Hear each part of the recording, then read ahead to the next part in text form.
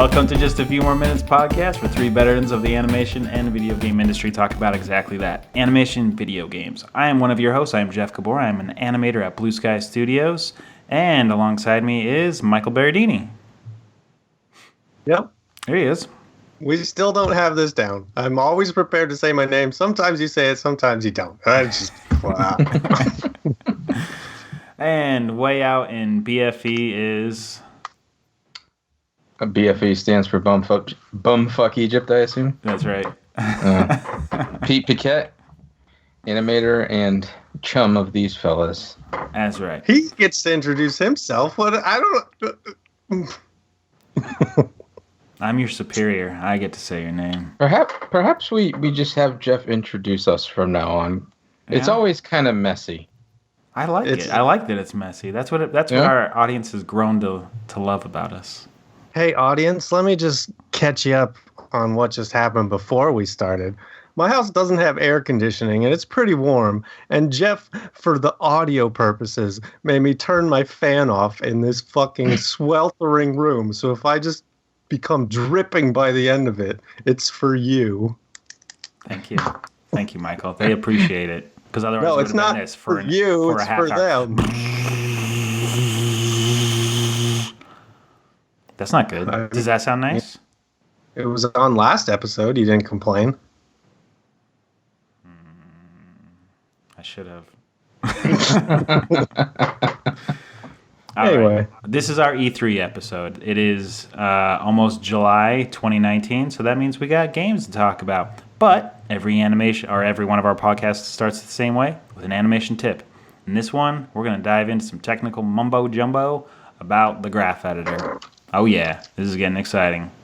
So strap in, everybody. So despite whether or not you use Maya or some other software, you should have some sort of equivalent tool. And this is what it's called, normalize, for your curves. There we go. So it's actually rather important because for years Maya specifically didn't really have a really good normalize tool, and now it's got a lot better. So what is it, and why do you need it? So very often your translation of your objects can be very minimal. So say from one key to another, you're only moving like 0.2 in X, but your rotations can move a lot, especially like you're talking like maybe your hand just turns over. That's 180 degrees. So the difference between 0.2 and 180 is huge. So when you look in the graph editor and try to compare those two curves and you're trying to spline them together, you have one curve that's going way big and way off your screen, and the other one is itty bitty little. It looks like a line. It's moving so little, but they actually have big effects in your animation. And all motion, for the most part, is relative, and you want to spline them together. You want to make your ease ins and ease outs go together.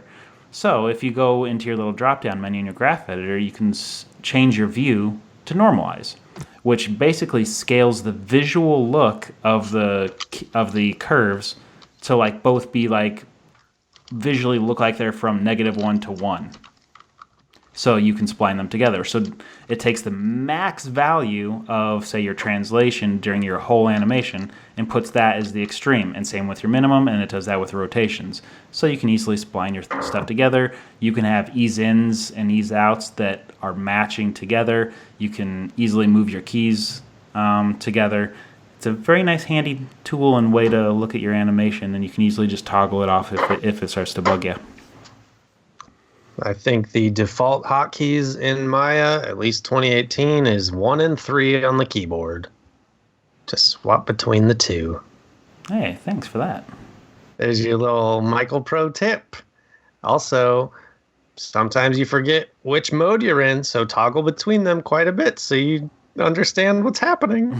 Because I always lose track. Cool. So that's a quick one. See?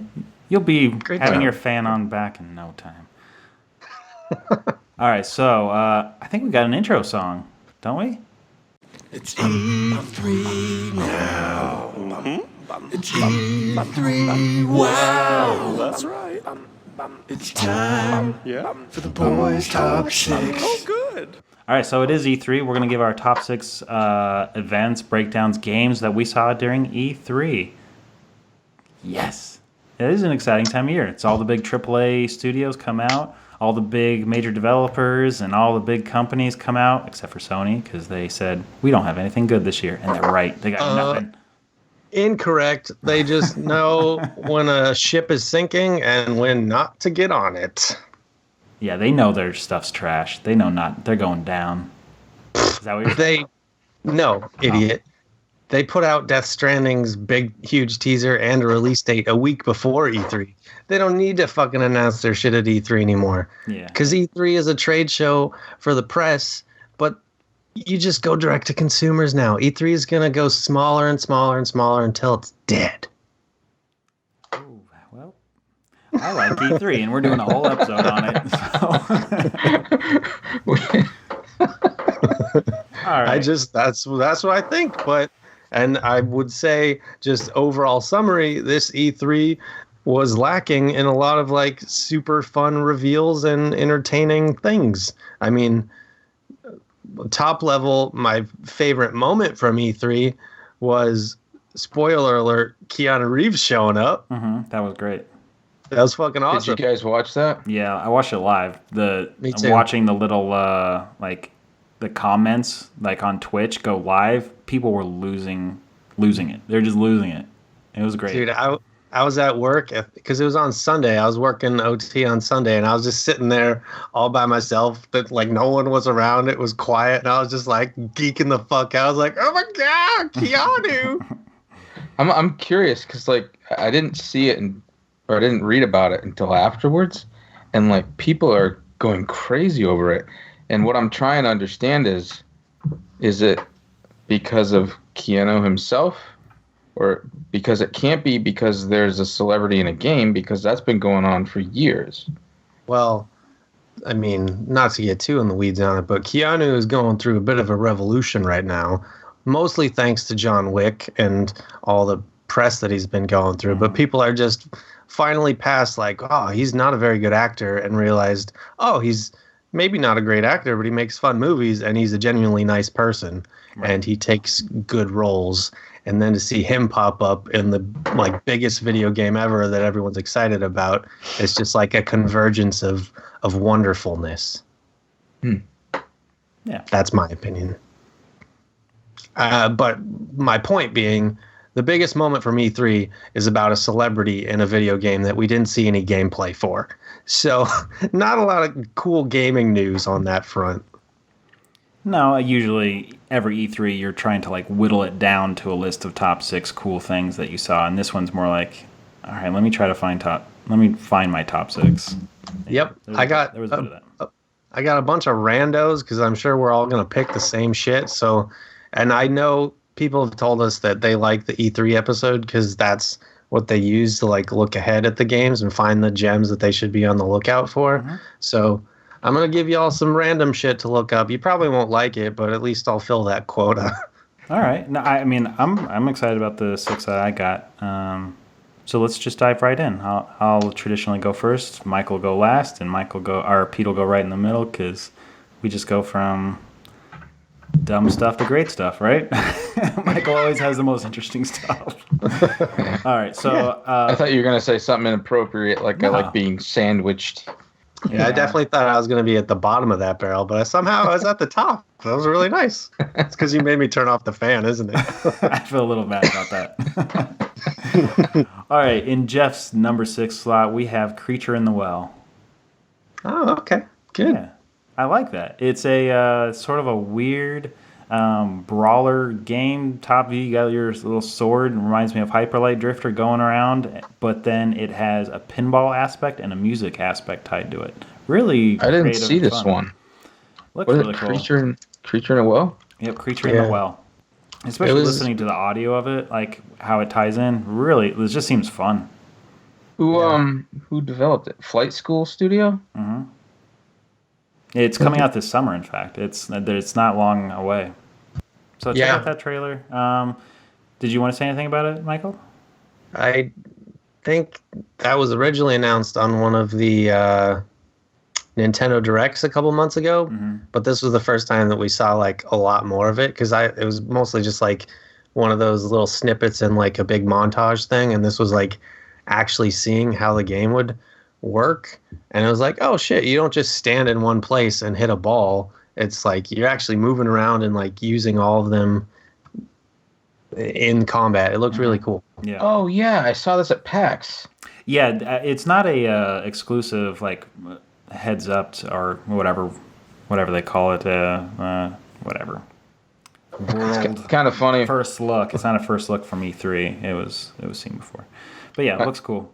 My brother and the guy who programmed this game was shooting the shit and talking about their physics engine. Oh really? Oh, really? Yeah. That's cool. Yeah, because my brother was like, that shit looks hard as hell to code. Yeah, Yeah. it sure does. Next game isn't. Whoa, are we doing round robin? Oh, do you want to do? I would love to do round robin. We usually don't, but yeah, let's do that. Let's go to Pete. You're number 6. My number 6. I didn't put You these never in do. any order. You never do. But just do it real quick. Mine aren't ordered either this year. My number 6 would have to be Gods and Monsters. Oh, interesting. Okay. I thought that, and it's so fun. I think the reason why there's something about this that is really appealing, the whole this game versus Zelda, because they look so similar. Yep. It reminds me of 30 years ago when Zelda 2 came out, and then a game called Battle of Olympus came out. Yep. Do you know what I'm talking about? Yeah, And it was like they're very similar. Yeah, but like, and it's funny because Battle of Olympus is actually a Greek mythology game, and that's what Gods and Monsters is. So I'm hoping that it's better than Battle of Olympus, but that's immediately what my brain went to as soon as I saw it. That's funny. It like, yeah, I'm You're a weird the first guy. person that I've heard make that analogy, but that's pretty good. I'm a weird dude, man. Yeah, you made the right comparison, yeah. I mean, I'm pretty excited about that. Not for those reasons at all, but that team made the latest Assassin's Creed game, or Origins, Odyssey. I think it's Odyssey. But everyone said that was like the best Assassin's Creed ever, and it was a really good open world game. And this looks like a smaller-ish open world that looks heavily inspired by Breath of the Wild. So I'm down. I think it looks cool. Even though we didn't see any gameplay at all. That was my biggest issue with that one specifically. Right. Your 6, Michael? All right. My number 6 is a game from Devolver Digital. By the way, if you guys don't watch their fucking conferences from last year and this year, they're the greatest fucking conferences ever. Darn it, I'm cussing so much. Everyone says that when I get excited, I say fuck a lot. They're really crazy, and they basically make fun of E3 press conferences, and then as their name suggests, it devolves into something really crazy, and this year's was especially weird. Anyway, the game is called Carrion, and it's like a 2D side scroller that looks pretty much heavily inspired by The Thing, but instead of playing as the humans, you play as this mutated fucking blob of flesh, and you basically just make your way through the levels, destroying all the humans. And you basically, the movement looks really interesting, where you have all these little tentacles that attach in places, and you like use the physics to swing yourself around, and you bite doors and like rip them off and throw people across the room. Legit, just made specifically for me and my tastes. Wow, So that's check it out. crazy. Yeah, it's really cool. Do you think it reminds you of any other game we've maybe talked a whole lot about in the last few years? Little inside, little bit, Yeah, little bit. reminds me of that. It does. Not does- particularly. All right. Yeah. It does look cool, and it looks fun. Pixel That's art some as creepy well. shit, man. Yeah, it looks crazy. It looks cool. I think I mean, so. I suppose it's a little inside-y. Looks like But- a like a Metroidvania, right? Yeah. Yeah. It looks quite fun. Oh. He sets me up like I'm something special, and then he just shits on me. All right. At my number 5 spot, I am going to go with 12 minutes. Oh, I'm changing my list. So 12 minutes, basically it looks like a dramatic exchange between someone who's caught in a 12-minute loop in their life, where they're talking to their wife, and it's like Groundhog's Day, where a traumatic event keeps happening every 12 minutes, and you're trying to solve this issue and prevent it from happening, which is basically somebody comes into the apartment and kills you. And it's unraveling a mystery of who this person is, how it relates to everybody. So and I don't know if the gameplay is actually what they showed, which is like it's all takes place in like a top-down view, which is pretty cool looking. Yeah, no, that is the gameplay. I remember, kind of funny, if you go to their YouTube and look at some of their videos from like, it was probably 2-3 years ago, they had the developer on with like an early prototype on that. Really? And it was the game as you see it, but like without any of the production values, at least to my memory of it. Because I remember thinking like, wow, this is like a really, really cool idea, but it just doesn't look very good. And then this was like, oh shit, they spent all this time on animation and like lighting and stuff, and it like legit looks amazing now. Yeah. Really well animated. Looks cool. It's like a dramatic Groundhog's Day. Yep. I'm pumped. That's a really cool concept. And that will be released for the Xbox next year. Holy shit. I just looked that video up 4 years ago. Wow. That's crazy, man. Games take forever to make. Dude, yeah. And like, oof, their lighting doesn't look bad, but just the new lighting is like, oh yeah, you guys paid attention to atmosphere and mood now. That's cool. Pete? All right, I'm like reading over my list here and trying to decide what is 5 worthy. I'll preface this by saying that I'm a huge retro gaming nerd. I think that's even an understatement. But for me, a lot of E3 was retro gaming based. So my next thing is the Atari VCS. And when it first came out, I kind of laughed at it. It seemed kind of like a joke. Yeah. Lately, they've pushed the release date, and they've done a bunch of stuff with this that makes it actually not a gaming system per se. It's Linux based, and you can install pretty much any OS on what's called the sandbox mode. So I found that kind of interesting. And the thing is sexy looking as hell. Like, if you're a fan of the old 2600, it is a really cool looking system. Still deciding if I'm going to spend the money on it, because it is a pretty steep price. I think. In a nutshell, what does it do? It can play games, right? You can play games on it. They're not competing with power, like for the PS4. Yeah. They're not trying to release anything crazy. They're trying to set up an ecosystem. Is it similar to like the Intellivision coming out with a no system? Yeah. I would say it's pretty weird that we live in a time that this is happening. Yeah. It's pretty bizarre.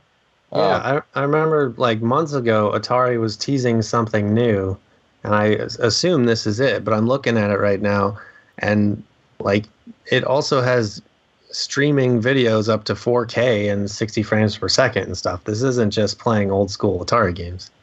Yeah, I should have made that. I should have made that clear. It's not like a crazy power system for like playing high-end games, but it can definitely do that. Yeah, that's cool.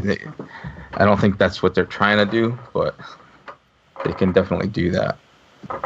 Cool. And it comes with the Atari Vault, featuring more than 100 home and arcade classics. It's weird, though, and I'm going to make another analogy. Jeff, you'll appreciate this. But a big reason why the video game crash happened in 1983, there was a big video game crash. And there was a lot of things that people tried to blame on it. The E.T. Atari game, for one. Everybody tries to blame it on that. That was part of a bigger problem. They also released a bad port of Pac-Man. Yeah. Right? The other thing was that the market was flooded with people with systems, with games. It was completely flooded. And it's really ironic that they're coming out now where we have so many options of games to play. And it's like they chose the absolute wrong time to come back this hard. Yeah. You know what I mean? Well, then that's when we were talking about Google Stadia on our last episode, something that they hit upon in their press conference was curated. Like, I feel like that was them specifically trying to saying we're not going to do the 1983 crash again. It's like the stuff that is on this system will be handpicked for approval of quality, because that's going to be the quickest way to tear apart all these video game producers, is just to overflood the market with junk. Yeah. So that's weird that all this stuff is coming out, especially Atari and Intellivision coming back. Like that's 40 years of history coming back. That's weird. Yeah.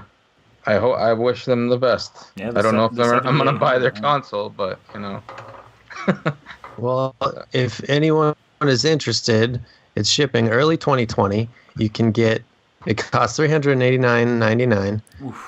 You can get the wood panel.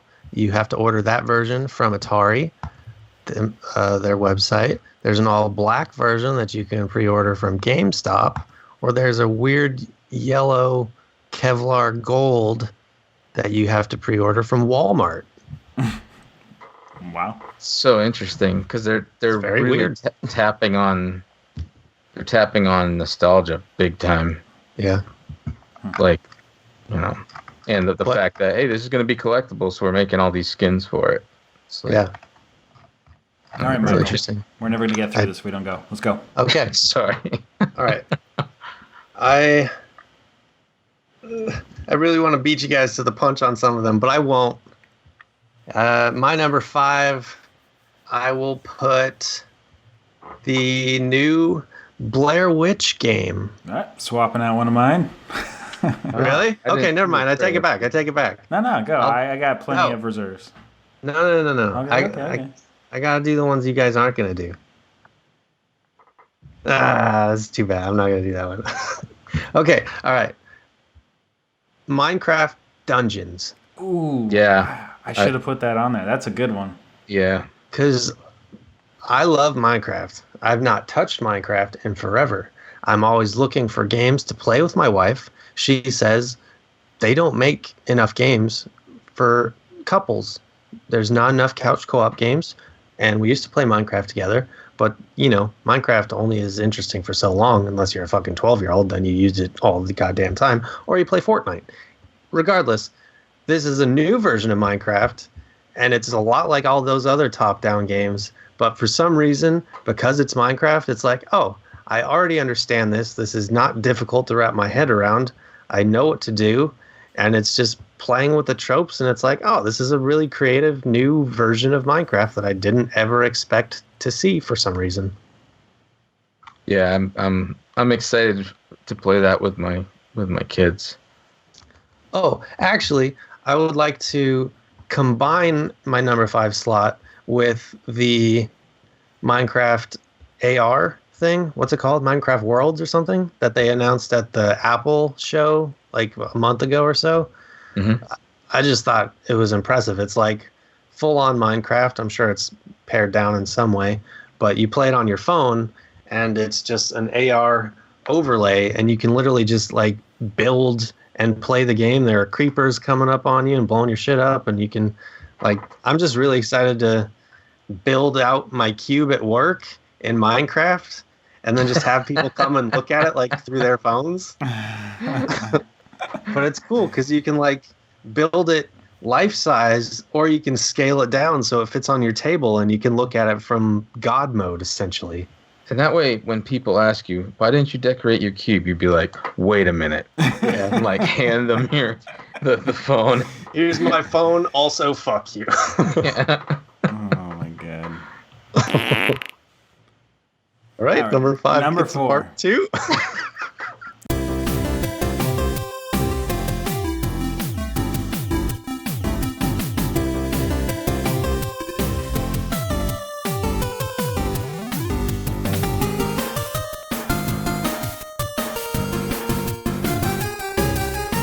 Number 4, I'll go ahead and jump in with Blair Witch. And that's not a typical game that I would play, but I was just so blown away with like the announcement. Like I didn't see it coming. I don't think a lot of other people saw it coming. I think it's a good movie to adapt into a horror game, especially the fact that they're picking it up in the 90s, just taking away a little bit of technology and throwing us back into that time period, which is really fun. So I don't know. I think it could be really, really spooky and creepy. That movie did scare the living crap out of me. I didn't fall in the category that actually thought it was real. I don't know how people actually did think it was real because credits rolled at the end of the movie. I don't know how they thought it was real. But I remember that. Yeah.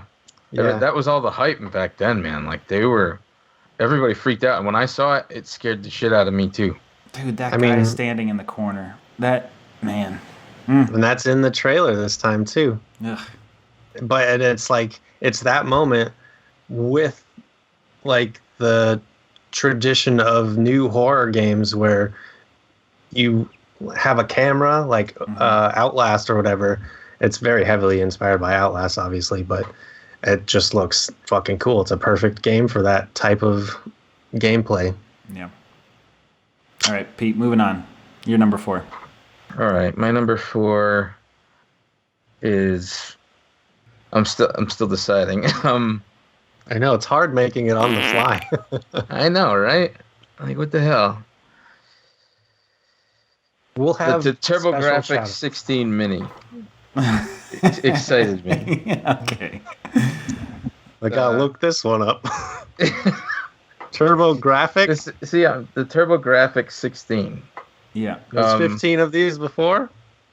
No. The reason why it's called the TurboGrafx 16 is because the same reason that Nintendo was the 64. Right. It's 16-bit. It's an old system, but it was also a very obscure one.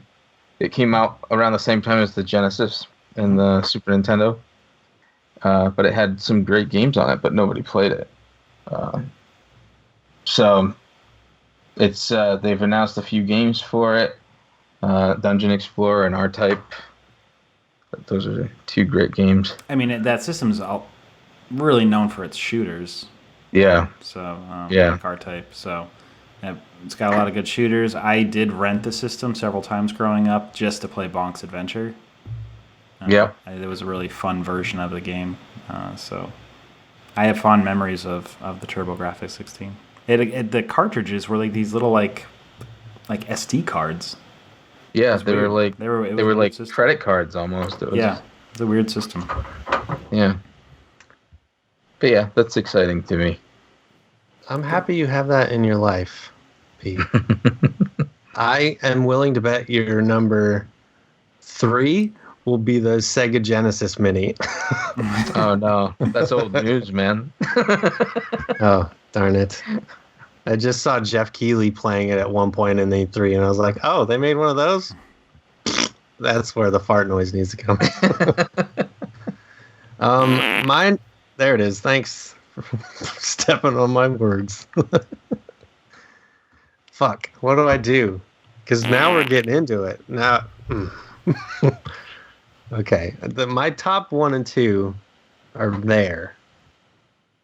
And I sort of trust Pete to put this in, but maybe not. Jeff's a fucking wild card. Because he had Blair Witch. We all know he's not going to play that fucking game. No, I'm not. Okay, so if those 2 are solid, then which one am I more excited for? My number 4 is Doom Eternal. Ooh, I did not see that coming. I know, right? Yeah. I don't like very many first-person shooters, but the first one was like my favorite shooter in quite a long time, just because it's like they don't punish you for jumping into the fray and sort of playing stupidly. They actively reward you for it, and that makes it more fun. I don't like tactical first-person shooters, and now this one has like double jumps and dashes in midair and crazy ass weapons, and it just looks like a colorful, crazy romp with very aggressive, loud music while I kill things. Yeah, that's fun. on my list too. What intrigued me the most about it was they're describing it as like a fantasy puzzle shooter. Yeah. And that's very intriguing. Yeah. Because I'd love to see what they mean by that.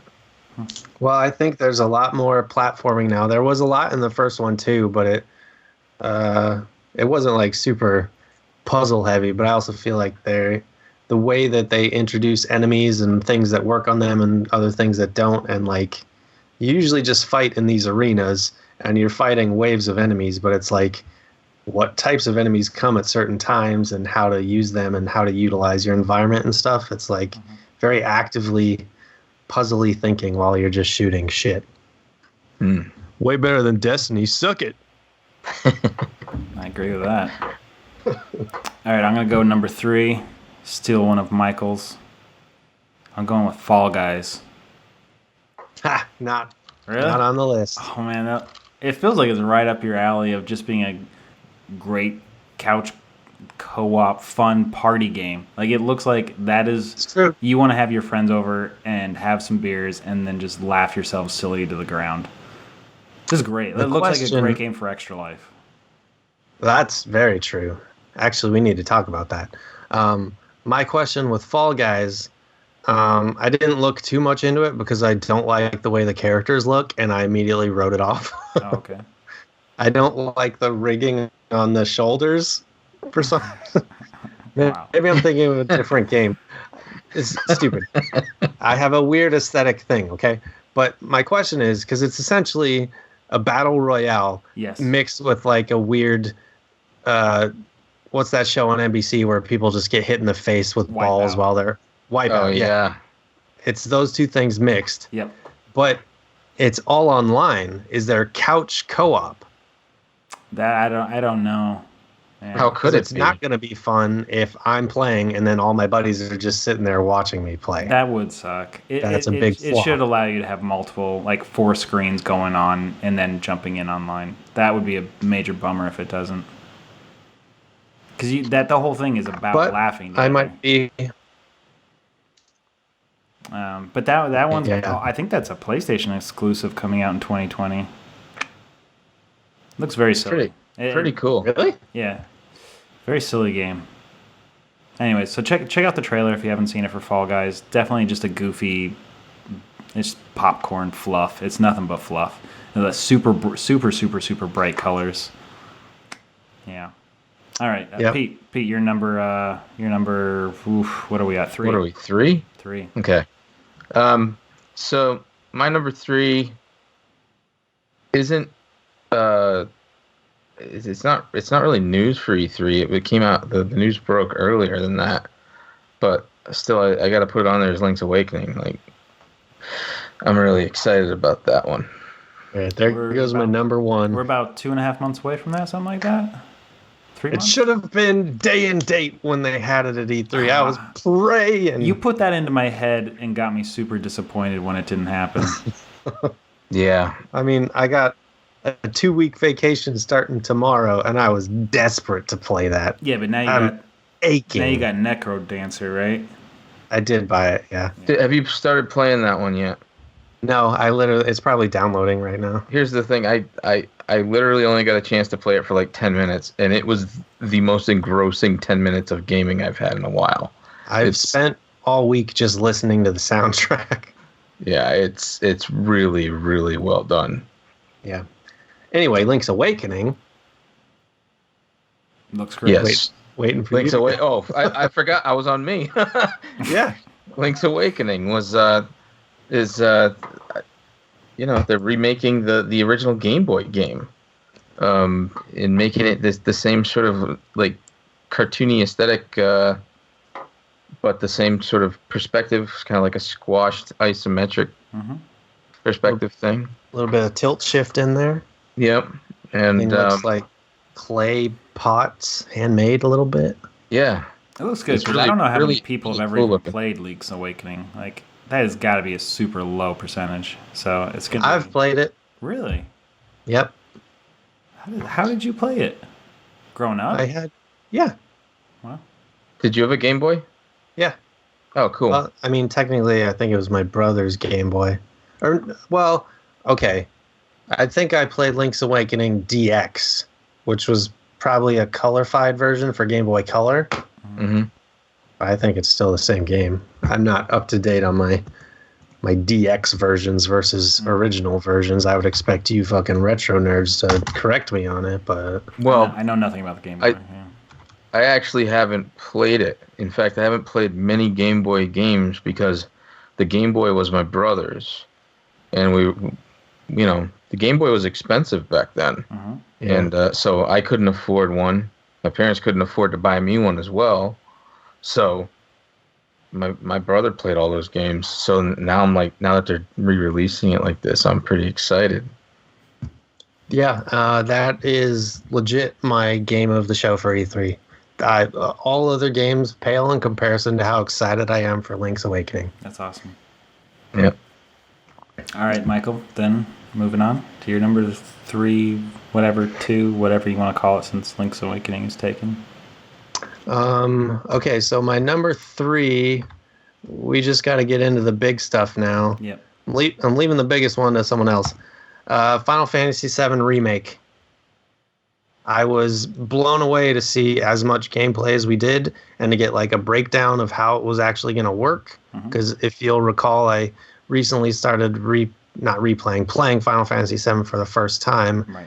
And based on all the trailers and stuff that I've seen for the remake, I was very curious how the actual battles would translate. And it's not exactly the same. It's active time battle still, but you're actually mashing buttons to attack, and then you can pause time to basically go into the menus and figure your stuff out. But you can only do that at certain times once you fill up your active time battle meter, whatever the hell it's called.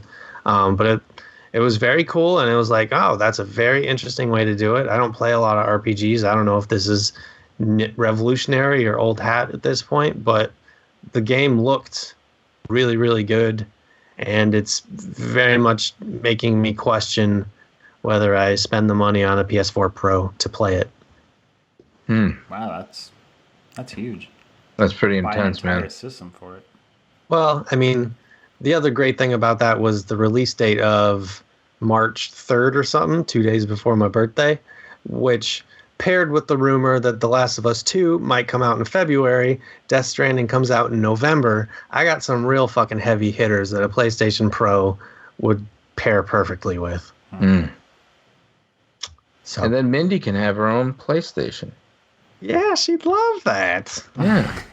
See, it's a win-win. Oh, this is Mindy's thoughts on that. All right, Mindy's thoughts are, so she doesn't get mad at me, she would absolutely support me buying it, and it's my decision, and we're a happy, happy couple, and I love her. Yeah, if she's listening, that's good on you, man. I mean, hello in 2 months' time, Mindy. All right, I'll go ahead and spill the one that everybody's just going to assume I want to talk about. Even though it was announced previously, but we got a good look at the trailer. Well, let's talk about Halo Infinite. Going to launch with the Scarlet next Christmas. Not this Christmas, the following Christmas.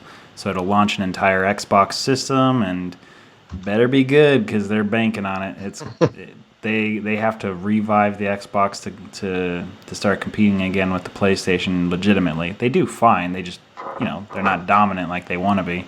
And Halo's the way they're going to do it. And I hope it's good because as soon as Halo left Bungie, it has been not good I mean, at all. I'm not the first to say it, but they really needed a God of War level character reboot, in my opinion. They did.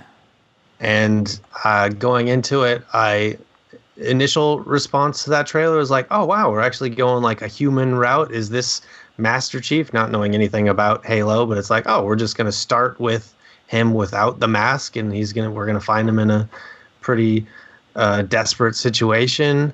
And then there's a weird time cut that nobody understood was a time cut because the camera never cut. And it was like, wait, he has a beard now Interesting. Anyway, whatever. Oh, that's Master Chief, not this guy that is probably not even really part of the story anymore.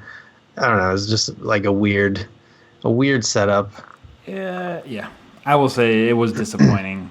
I have it as my number 2 just because I want it to be good so bad, and I thought everything Xbox was announcing with their Scarlet and the Game Pass, like, I'm all on board. All sounds great. So I wish them well, and I hope it does well, and I want so badly for Halo to be good. So I hope it is. Man, I don't have an opinion on the matter. Last time I played Halo was with you, Jeff, at my house. That was Halo 2, man. That was 15 years ago, man. Or at least 13. Crazy. Absolutely crazy. Maybe more. Maybe 14. It was a long time ago. Either way, it was a long time ago. It's fun, though. But is Halo relevant anymore? Or are people just holding on to nostalgia? Yeah, Mario's not relevant either. Screw him. Well, also, Link, they continue to make those games good. Yeah. Somebody can bring it back, though. I don't know if 343 is the people to do it, though. Well, I'm sure they're working hard on it to make it good, but I'm sure they are. 4 and 5 were such a disappointment. 415? 4 and Which 5. one? 4 and 5. Oh, 4 and 5. Got it. Halo Reach was so good. Oh my god, that was such a fun game. And then I always liked the story of it, and then Rogue One ripped it off. yeah, Really? Just the ending. Spoiler: everyone dies. Pete. So, number 2. Right now for me it's a toss up between Death Stranding and Star Wars for number 2. Oh. The Jedi Fallen Order. I've heard so many good things about Star Wars, the Star Wars Fallen Order, that I'm very intrigued as a former intense Star Wars nerd that would buy every Star Wars game and be disappointed for the most part. Right.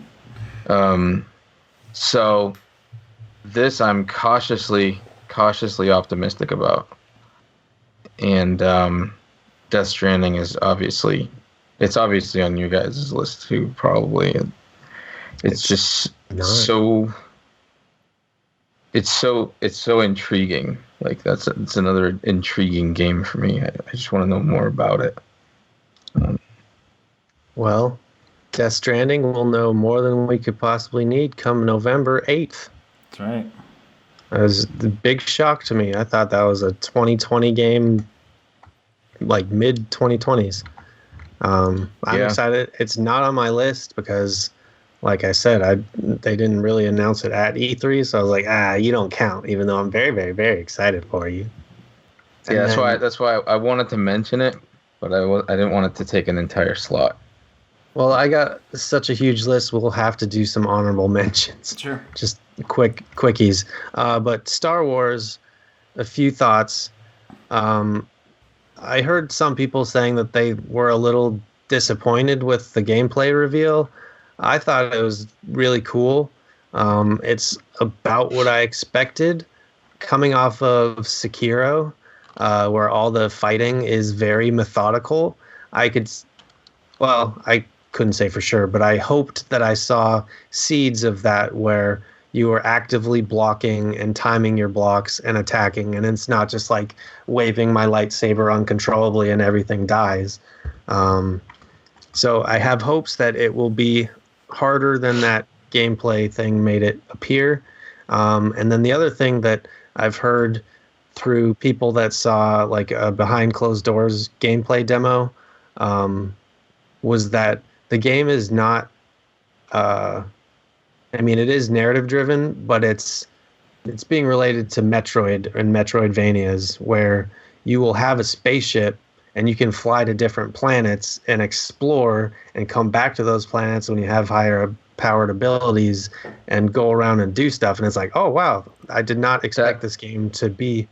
That is what totally won me over. Yeah, that is what totally won me over with this, because I wasn't sure. Usually usually the Star Wars games you get are like like literally one of the best Star Wars games I played in years was the Lego ones. Yeah. And that's kind of not what it's supposed to be, you know.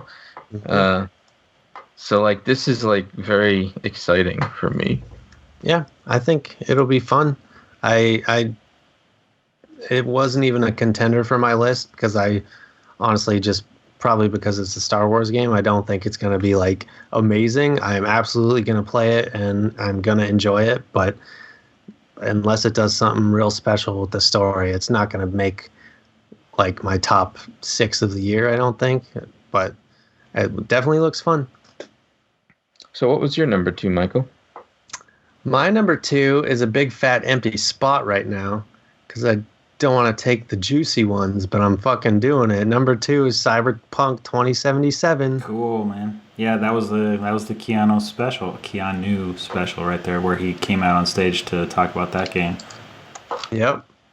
And I mean, that was a big surprise. There's been a lot of videos sort of breaking down who his character is and what he actually means, and it's from what it sounds like, he'll be in the game like alongside you for pretty much the entire time. And all the previous marketing and stuff had that big guy with like all the weird stuff on his forehead as like your partner. And then this trailer immediately just showed him dying and dead. It's like, oh, that's an odd choice to have like your best buddy just dead now.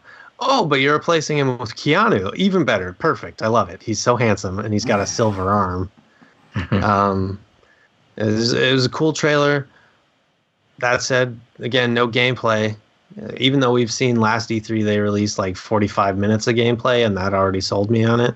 So I'm just hoping they do what they did last year and eventually release the demo that they had behind closed doors so everyone can see it.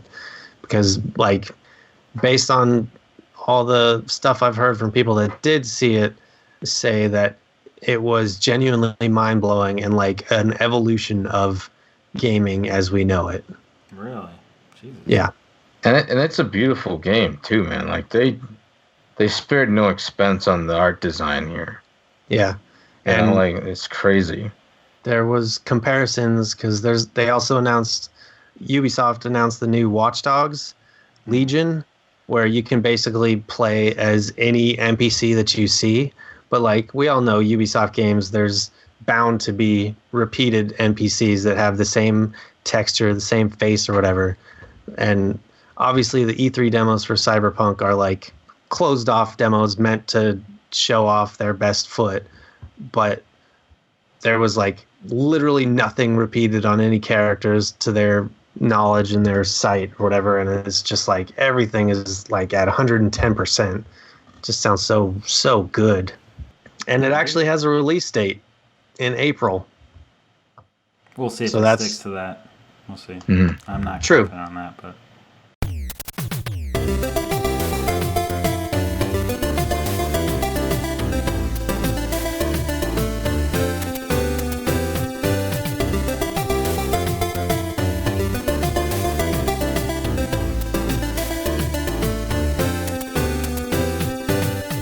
cool. So we're down to our number ones. I'll go ahead and just do the obvious. Breath of the Wild 2. That was cool. Oh shit. That was So- cool. Obviously, Breath of the Wild was my favorite game that got released a couple years ago. Like, just fantastic, fun game. I wasn't sure I was going to like it. I initially hated the art style, wanted something much more realistic, but it sold me on it. It was so fun. I'm a little bummed that I didn't buy a hard copy of it still. But, you know, I still, like, what a great game. Like, so, more of the same. I'm down for that. And Pete, correct me if I'm wrong. Has there ever been like a traditional sequel to a Zelda game? Ever? Like maybe Majora's Mask? Like I feel like every time they do a game, it's just like, here's Zelda, but we're doing it different. I think Zelda 2 is actually one of the only ones. But that they went there- rogue. Like that is nothing like Zelda 1. But it is an extent. Are you talking story, or are you I talking? mean, like, here's the same game. We're just gonna make a sequel, like taking the same parts, the same look, the same whatever. Oh, yeah. Like, the closest thing I can think is Majora's Mask. It would either be it would be a toss up between that and like they had to reuse some of the Link to the Past assets in the Minish Cap. Because it looks so similar. The only difference is that like Minish Cap was made by Capcom actually. So, but I'm telling you that those look pretty damn close. Well, I wonder because there was Wind Waker on GameCube, and then they had 2 games on the DS that were in the same style. I don't know if they were story. Was this Skyward similar. Sword or whatever? No, It was the Phantom Hourglass and Yeah. and the train one. yeah, Spirit Tracks. Yeah. Yeah. So, I mean, it's cool. The story for the sequel, apparently, according to interviews and stuff, was they just had too many ideas for DLC. So they're just like, well, let's just make a whole fucking game out of all these ideas.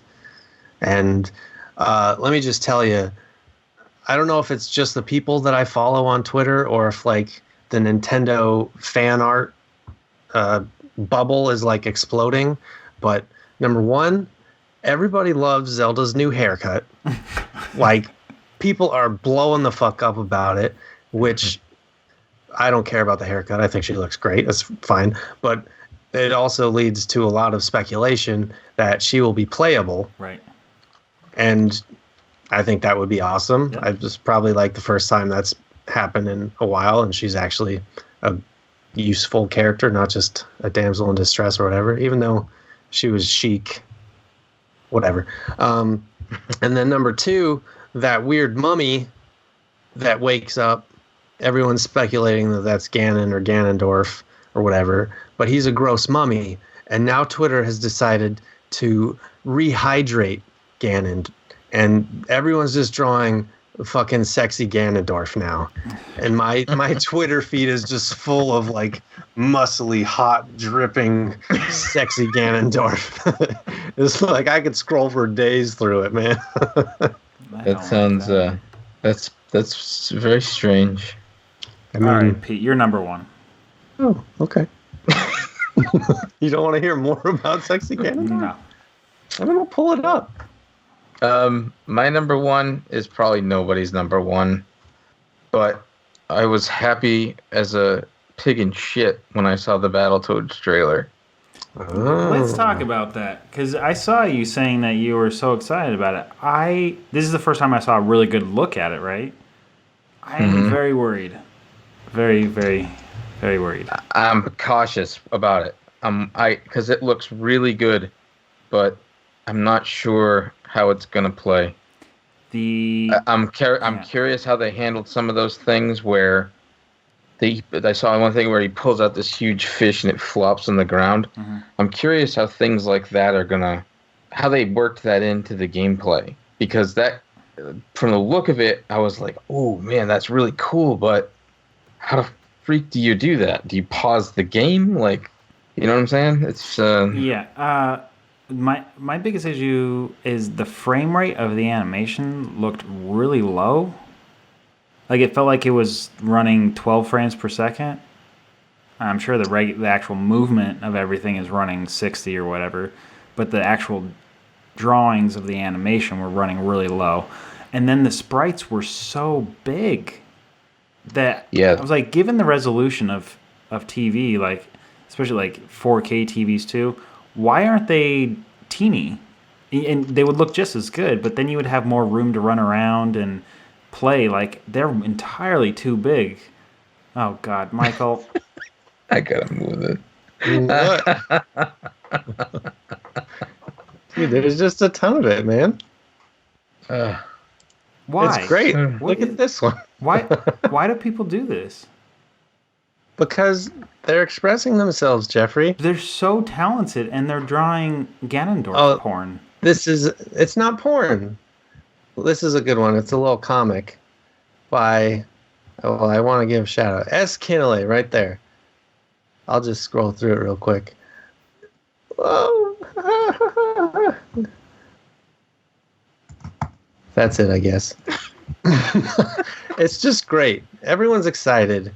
And Zelda's got her hair cut, and she's down to do business and battle, and it's just great. Just great. It's good that she's not So- naked. Like I'm down with that. Good. Well, it'd be nice. It's nice when like you actually have someone like that's carrying a sword and is a weapon and is a heroine, and is not, basically running around with a skirt and a bra. That's nice to see. It is. It's very, very apt. Yeah. Whose number one is it now? That's Michael. Is it mine? Yes, I was Battletoads. Your Sorry.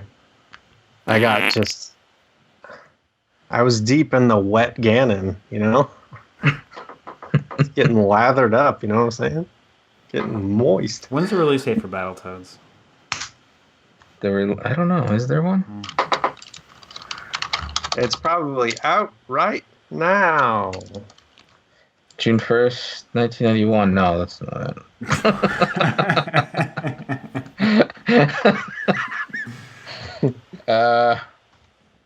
Yeah, I don't think there's a release date yet. All right, Michael. Your number one. My number one. Do you guys want to guess? I have no idea, dude. I mean, we pretty much covered all the big ones.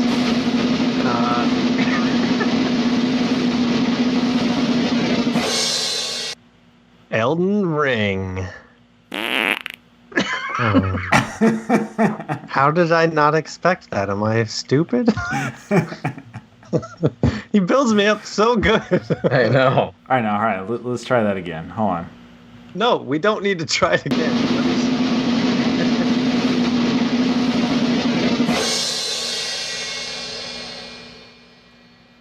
Elden Ring. Okay, Elden Ring, made by From Software, the guys that make Dark Souls, Sekiro, Bloodborne, wonderfully hard games, difficult games, known for gameplay, not necessarily for story. So what do they go and do? They team up with George R.R. Martin of Game of Thrones fame and have him write lore, mythos, characters. He gives it to them and they start making a beautiful baby. Have we seen gameplay? Not even an iota. Is that a concern for anyone? Not even a little bit. Do we know it's going to be great? 147%. I'm hyped as all hell.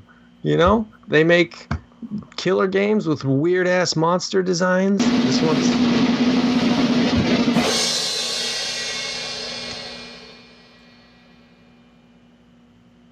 I'm gonna go turn the fan on.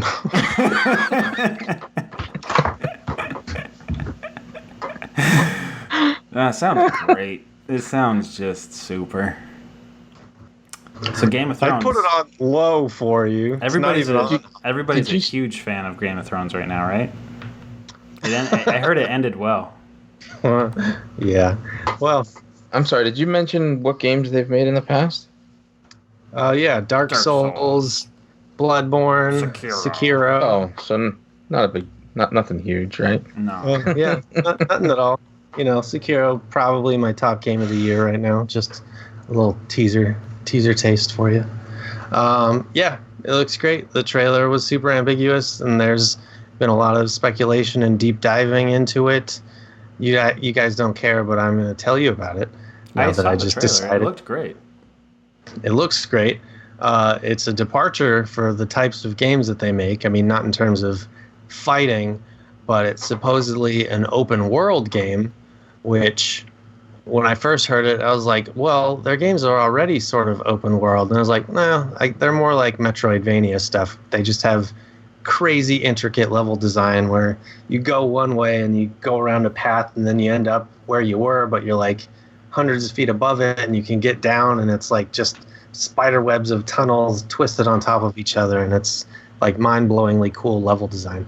But this will be super open world. You could go anywhere you want, and apparently the like overall setup is there are 5 different kingdoms, and you go to each one to like kill the king of that kingdom and absorb his powers, and how that sort of intertwines with Norse mythology and whatever the Elden Ring is that is now apparently broken. I don't know what any of it means, but I'm very excited about it.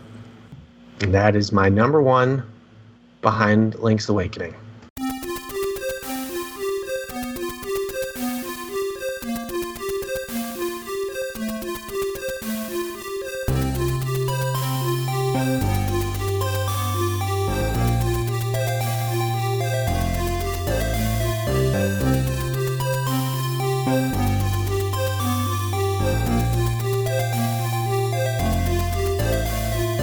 So runner-ups are stuff. We learned that Ori is being pushed to February 11th next year, so that'll be one of my most anticipated when we do that episode in January.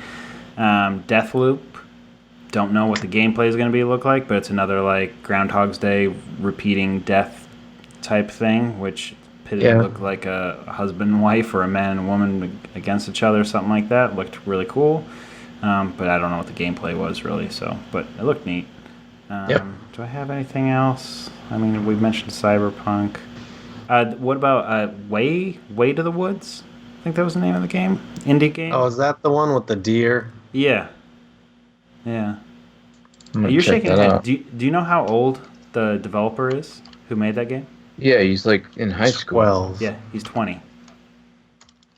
Yeah, he started in high school. Yeah. Dude, congratulations, guy that's making the game. I'm sorry. I think he's been on the game for 4 or 5 years, but yeah. So this is a high school project for him. It's pretty good. I'm really impressed. Your aesthetic does not appeal to me. I'm sorry.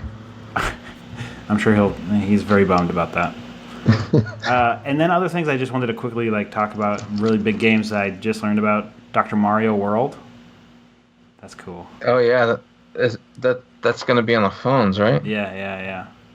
Interesting. I just love Dr. Mario and the fact that it's turning into a little phone app and turning into a big thing. I don't know how it's going to be, but that looks fun. And then have you guys played Mario Royale? I've heard of it. Oh my God. I saw some videos of it. If it's still up by the time anybody's listening to this podcast, do yourselves a favor. Go onto Google, type in Mario Royale, and find a link to it. And it's some dude just took the original coding to Mario, and you jump into one level in the game, and you get pitted against yourself and 75 other people all racing to go beat Bowser for that level. So you jump into 1-1, and you're all playing at the exact same time. So you see a ghosted image of 75 other Marios. It is pure chaos, and it is hilarious. It's really fun to play. And it works on phones, and it works on iPads. It just crosses all the different platforms, so you can just quickly jump in. It's really fun. It's going to get taken down in any time. Taint. Squad code. Yeah. Fuck them share your up. screen. Share your screen. Okay. Hold on. But now people are going to know that I'm not very good at Mario. You're going to die in 2 seconds. So it's WASD. Can you see? Yeah. And then hold down shift to run. WASD, shift to run. Go. And then spacebar to jump. No, you have to hit your mouse. Click. Scroll over, go. Ah! What is this? That's the controls. You can relink them, rebind them. Go back. I just want to play the game. Go back. Oh, there it is. Now hit go. Go hit go. Where's go? Oh, there it is. Work on your UI. I hope you're on 1-1. Oh. Well, that's me. Oh, no. They redid all the graphics. Oh, no. Nintendo must have got to them. Look, Alabaster Taint, though, guys. Well, that makes sense because now they're called DMCA Royale. Oh, no. It used to be all the original graphics and everything. They must have had to redo all the art. Yep. They had to take it down. Oh, no. And you know what? They're probably gonna steal this idea. Just 2 days ago when I was playing this, it was legit Mario. Oh, well. So that didn't last. I thought I heard people talking to me. I was like, ew, gross. I don't like people. That didn't last. Too bad. Well, that was fun. I mean, when you loaded up the game before, it literally said, Nintendo, don't sue me. The guy knew he was done. Yeah. They do not like that shit. No. Nintendo's super hardcore about their IP. Pete, yeah, got any... one last thing. I will talk about the Sega Genesis Mini because of one game that's on there that made me, and I will get it, is just because the Wily Wars are on it. That is cool. Oh, yeah. That's the first time it's ever been officially released for it. Yes, that is great. So Mega Man 1, 2, and 3... and they get combined into a very special, unique game. Graphics completely overhauled for the Genesis. It was only actual playable on the Sega Channel back in the day, and I actually had the Sega Channel, so I played that game legit. You had the Sega Channel. Sure did. So you're the only person I've ever met or known to have the Sega Channel. It was revolutionary for its time. It's like the Sega Genesis version of Game Pass. Really great. It was like the Netflix of Sega Genesis games. You'd have a little modem, you'd tie it into your Sega Genesis, and it would, every month, at the beginning of the month, it would give you a whole another 30 games that you could play, separate them by genre, and then it would give a very small set of games that were beta games that were not released yet that you could try them out. So I remember playing Vector Man and Comic Zone before they were released. And then I also played the Wily Wars, and fell in love with it, loved it, and then you can't buy it. I never got to buy it and never got to play it again. Once that month was over, that was it. Wily Wars was gone. I don't want to derail you, but Nintendo had the same thing in Japan, and they had a game called BS Zelda. I saw that, yeah. And that was like a timed Link to the Past or something that had like voiceover, like full voiceover, like that had an audio track that was broadcast and it was synced up with the game to play at certain times. So BS Zelda exists on the internet in different forms, but there isn't one that exists that has the voiceover that goes with it. But I just went on a tangent. No, I get it. But either way, cool to have that come out, and maybe I'll wait a little bit longer than I did with the PlayStation. That way I can wait for it to come down for a bargain instead of buying it right away like I did with the PlayStation Mini. But someday I'll go ahead and purchase that. Well, to be fair, like the games that they have on there would cost you a fucking fortune.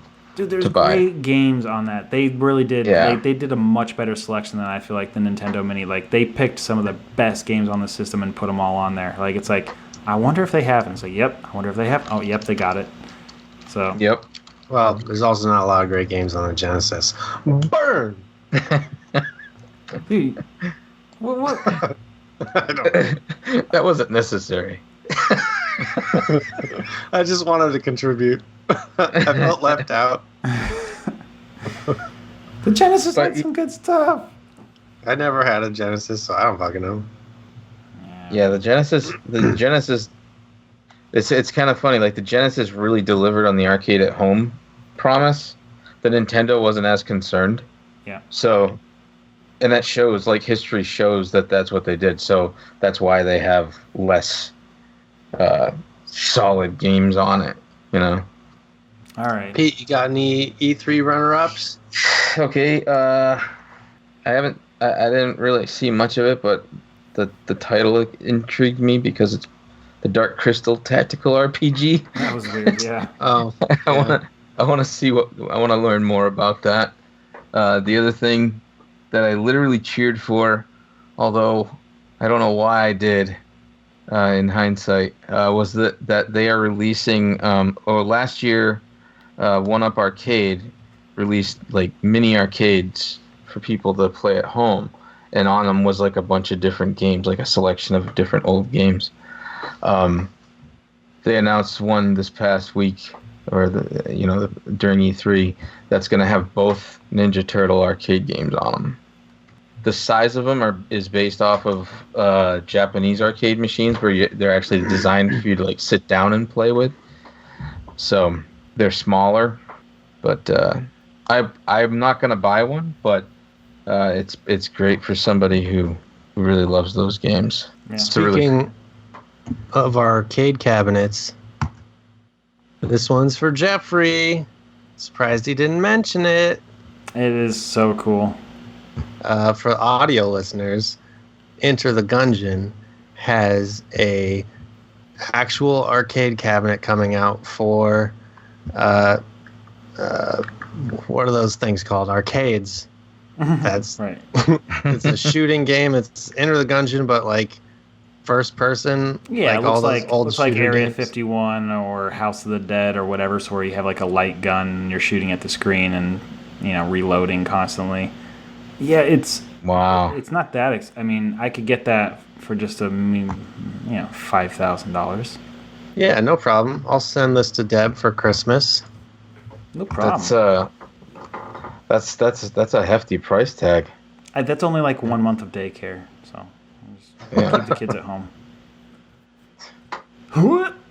Okay. Any Cool. others, Petrie? No.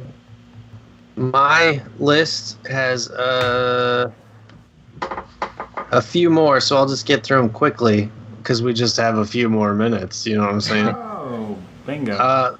The first one, I actually really wanted it on my top 6 list. I don't know why I didn't put it on there because I wanted to be different and crazy for all you stupid kids. Animal Crossing New Horizons. I've never really played an Animal Crossing game before, but it looked like a survival game now with some farming, and it was like, oh, cool. This is like Minecraft mixed with Stardew, mixed with whatever the fuck Animal Crossing is in the first place. I can move a couch around and make my little tent super cozy. It just seems so chill, man. Just chill. Just cross the animals and chill. You know what I'm saying? Mm-hmm. Stardew Valley level chill. Almost. Almost. Depends on what you can grow. Up next, Superliminal. Looks like sort of your run-of-the-mill computer first-person shooter puzzle type game, but with a pretty cool perspective twist where you can essentially like grab an item, like say in the trailer, I don't even remember. Say you grab I don't know why I'm trying to choose an object that I can't think of the fucking name. And say you grab a pen on the table, and then somehow your perspective shifts, or you just look at the pen and then look closer at it, and it becomes huge. And then you pull out, and then it's huge in the room, and then the pen like falls and crashes to the ground. That's just an example. That's not in the actual trailer. But or like when you put your hand out and you can pinch somebody's head, like I'm pinching your head right now. Yeah, that. But like Cool. with environmental puzzles, it looks pretty interesting and cool. I have the Cadence of Hyrule, Crypt of the Necrodancer featuring The Legend of Zelda listed on here because that was one of the games that came out the day of, or at least the day after, that I have been obsessed with all week, thinking I wouldn't play it for some reason, and then I gave Jeff a bunch of shit for not buying it. And I was like, wow, I'm like real snarky about this game, and I haven't even purchased it, so I guess I should play it. I've been watching people play it on Twitch. I've been obsessed with it, and then I don't know why I didn't think I was going to ever play it, but now I'm playing it. Shout out to The Witcher 3 on Switch. Was also really hoping that was a day release too, so I could play it on the trip. Not happening, so that sucked. But from now on, I will call it The Switcher. Next up, did you guys like Tony Hawk games back in the day? Yeah, of course I remember. Do you guys like playing. birds? Of course you do. So I'm going to throw at you Skatebird. No. Yeah, what was that It's a for? skateboarding game, but with Stupid. birdies on it. What was it for? I think it was just PC right now. Oh, really? It's worse than you think, Pete. No, it's genuinely like if you took old school Tony Hawk and just like redid some levels and put some birds on it. Yeah, and tied a parakeet onto it. Yeah, it's fucking cool. For some reason, I'm watching now that there's a show from the 70s. Came up as soon as I typed in skatebirds with a space. Oh no, it's one word, and I think it's just skatebird, like skateboard, the pun. Oh, okay. I'm going to move on. Pete, you were talking about the tactical strategy game for the Dark Crystal stuff. Neat. I can one-up you on a cooler strategy game called Star Renegades. It looks like a game that you might have played at PAX at some point. I don't know. But it's like super cool sci-fi setting with characters, and it looks great. Everybody look it up. Up next is a game called Foregone. It looks nearly identical to Dead Cells, and some say it's a blatant ripoff. It's just so much so that I thought it was a sequel to Dead Cells. But it's not, and it still looks fun and it looks cool. And I am absolutely losing Jeff right now, so there's just one left.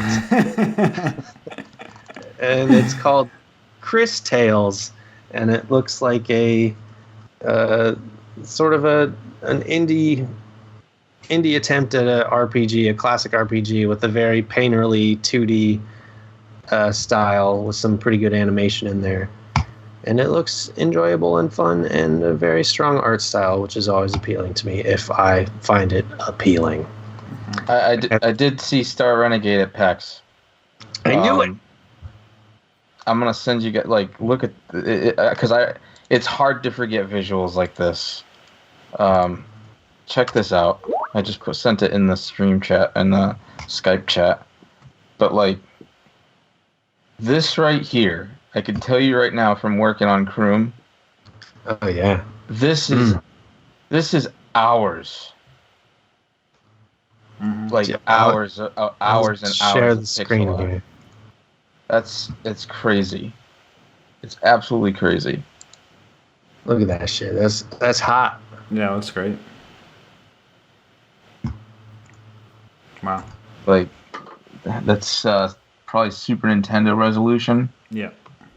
But goddamn, that's very impressive work. Yep. Great. It's pretty cool. And that are all the games. That is all the games. That be all the games. Well, great. Well, I hope everybody had a great time with the E3, and it's always a fun conference every year.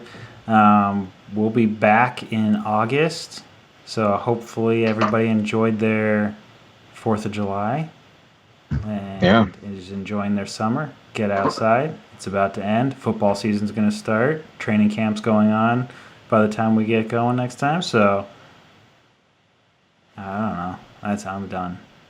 So get out there, throw the pigskin, smack some butts, because boys will be boys. Enjoy France, Michael. Thank you. I'm fucking gone. 2 weeks? Is that? You're going to be gone for 2 weeks? I'm done with Spies in Disguise until I get back, and they're like, fuck you, you got work to do. Man, and congrats on that. I know that was a hard one for you guys. It was a long time coming, but we did it. At least I did it. Jeff's still in the thick of it. By the time our next episode comes out, I'm sure we'll be closer to being done. Oh, God. All right. Well, this has been Just a Few More Minutes podcast where 3 veterans of the animation and video game industry talk about exactly that, animation and video games. Goodbye, everybody. Have a good night. Have a good day. Goodbye.